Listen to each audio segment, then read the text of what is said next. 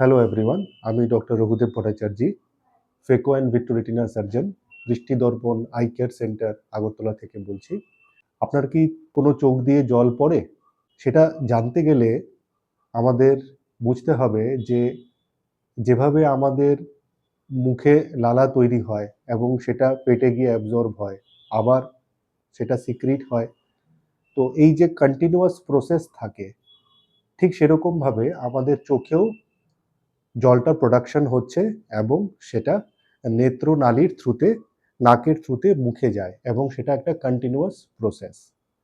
তো আপনার যদি অনেকদিন ধরে জল পড়ছে কোনো চোখ দিয়ে, তাহলে হয়তোবা আপনার নেত্রনালীটায় অবস্ট্রাকশন থাকতে পারে। তো সেই অবস্ট্রাকশনটা জানতে গেলে আমাদের স্যাক সিরিঞ্জিং বলে একটা পরীক্ষা করতে হয়।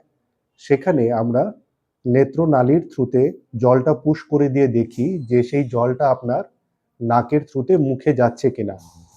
যদি সেই ক্ষেত্রে জলটা মুখে যায়, তার মানে আপনার নেত্রনালীটা খোলা আছে, এবং যদি সেটা মুখে না যায় তাহলে সেটাতে কোনো না কোনো অবস্ট্রাকশন থাকতে পারে এবং তার জন্য আপনাকে ট্রিটমেন্ট নিতে হবে। ধন্যবাদ।